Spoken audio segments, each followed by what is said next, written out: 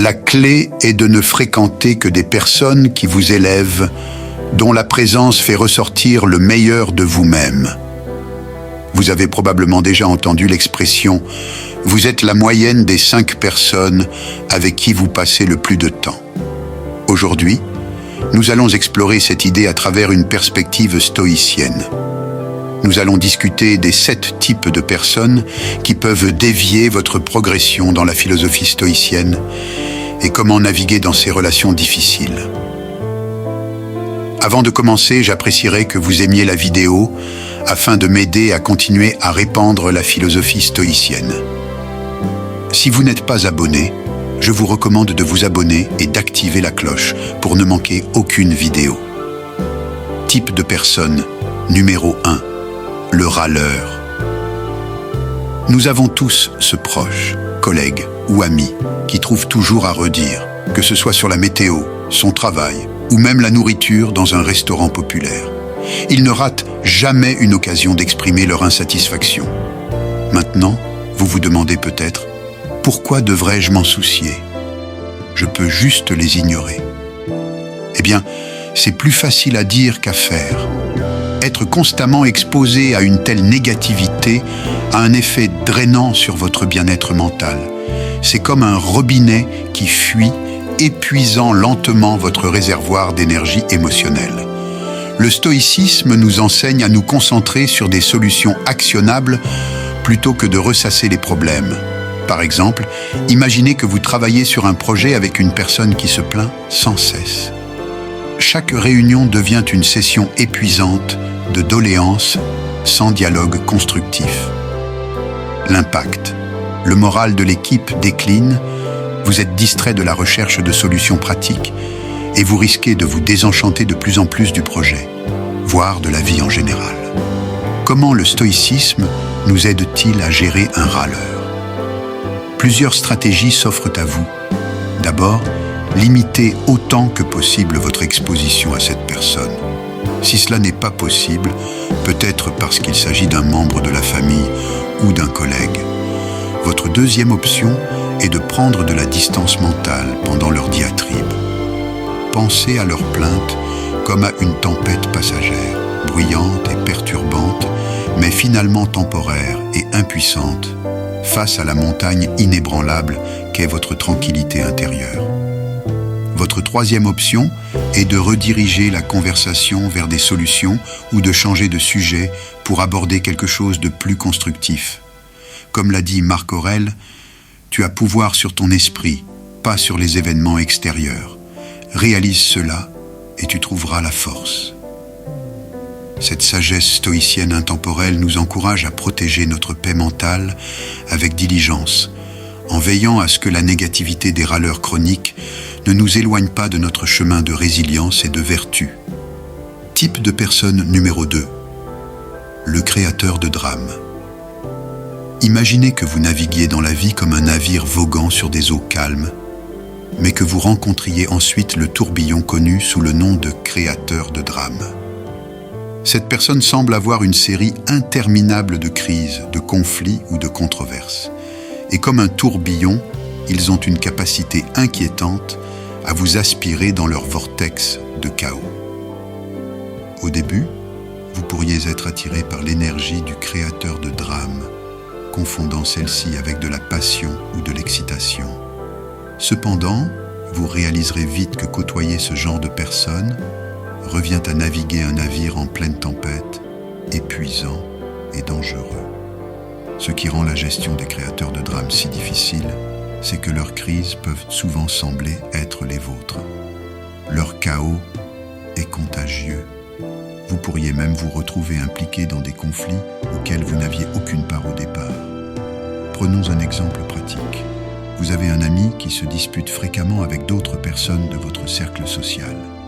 Aujourd'hui, il ne parle plus à Sarah. Demain, ce sera Tom. Votre ami vient vous demander des conseils, mais vous remarquez que ce cycle ne se termine jamais. Et soudain, vous vous retrouvez également en froid avec Sarah ou Tom parce que vous avez essayé d'intervenir. Dans ce cas, vous pourriez utiliser une stratégie appelée « écoute réfléchie ». Au lieu de donner des conseils ou de prendre parti, reflétez leurs paroles. Par exemple, si votre ami dit « Je ne peux pas croire que Sarah ait dit ça sur moi », vous pourriez répondre « Donc, tu te sens trahi par les paroles de Sarah ?» Cette technique vous permet de fournir un soutien émotionnel sans vous laisser entraîner dans le drame. Une autre approche, qui peut sembler contre-intuitive, consiste à devenir sélectivement indisponible. Le stoïcisme nous rappelle de valoriser notre temps, et parfois, cela signifie être indisponible pour les crises des autres, surtout si elles se répètent sans résolution. Éteignez votre téléphone pendant certaines heures, créez des périodes de concentration où vous vous concentrez uniquement sur votre travail ou votre développement personnel et faites savoir que pendant ces périodes, vous n'êtes pas disponible. Pour paraphraser Sénèque, le véritable bonheur consiste à profiter du présent sans dépendance anxieuse vis-à-vis de l'avenir. Cela peut être particulièrement utile lorsque vous gérez des créateurs de drames. Au lieu de vous demander anxieusement quelle sera la prochaine crise, concentrez-vous sur le moment présent, là où vous avez le contrôle. Profitez de votre vie et ne la laissez pas être perturbée par les drames des autres. Faites en sorte de naviguer calmement votre navire en évitant les tourbillons qui menacent votre voyage vers la croissance personnelle et la tranquillité. Type de personne numéro 3, le défaitiste. Imaginez ceci. Vous êtes un artiste en train de peindre une toile, chaque coup de pinceau ajoutant de la couleur, de la profondeur et de la vie à votre vision. Entre alors le défaitiste. Il entre dans votre studio, jette un coup d'œil à votre travail et commence immédiatement à le critiquer.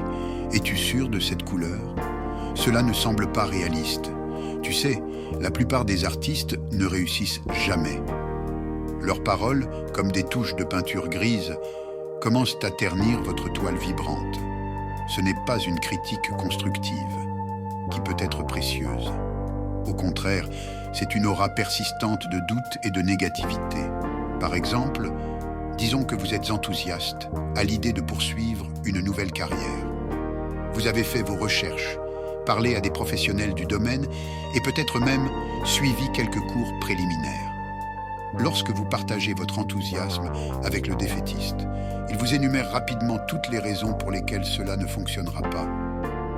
Le marché est trop concurrentiel. As-tu les compétences nécessaires? Et si tu échoues?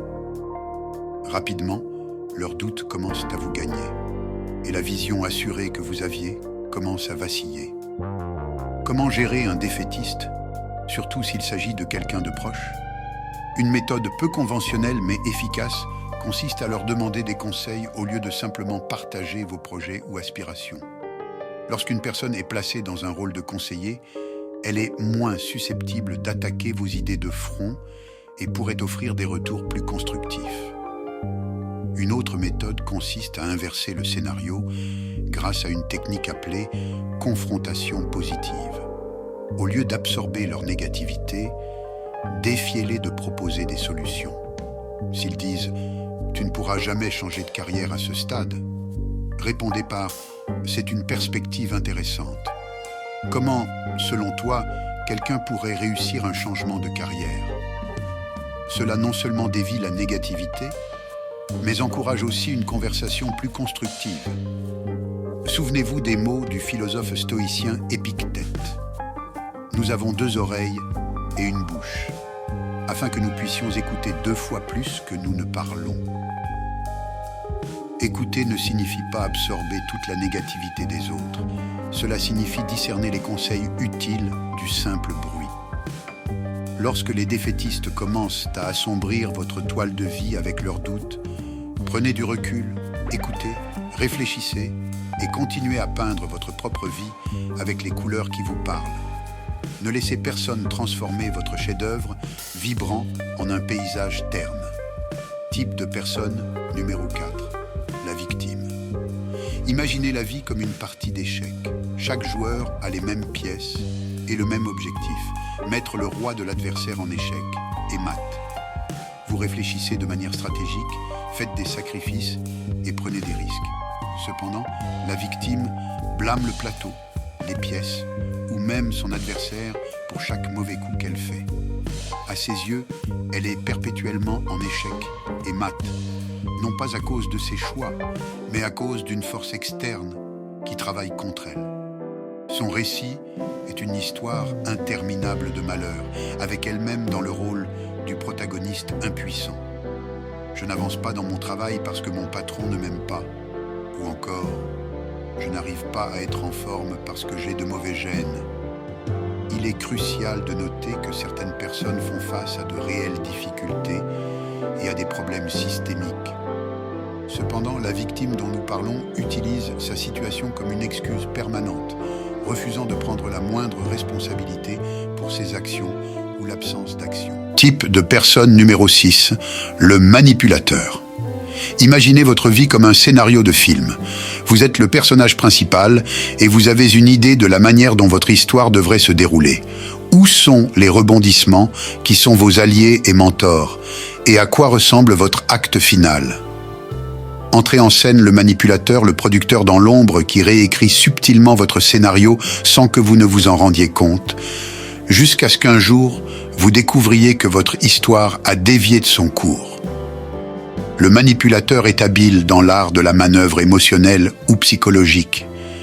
Il pourrait utiliser la flatterie, la culpabilité ou même la tromperie pour vous orienter dans une direction qui le favorise.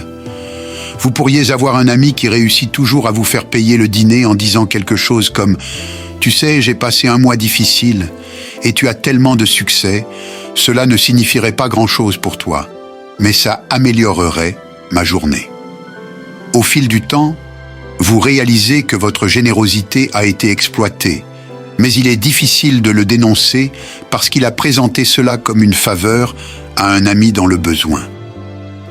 Gérer un manipulateur peut être un défi.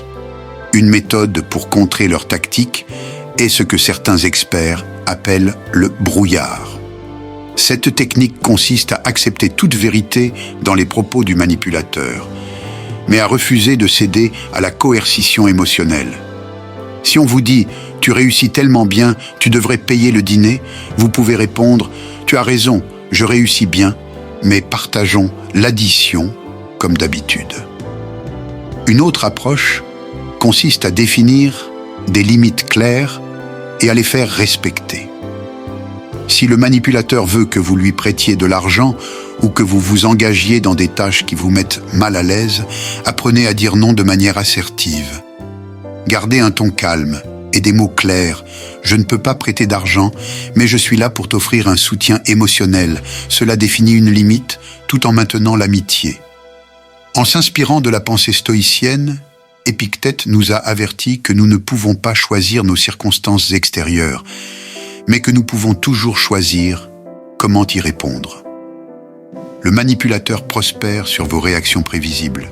Il manipule votre gentillesse, votre culpabilité ou votre désir d'approbation. En choisissant de répondre différemment, vous reprenez le contrôle de votre scénario.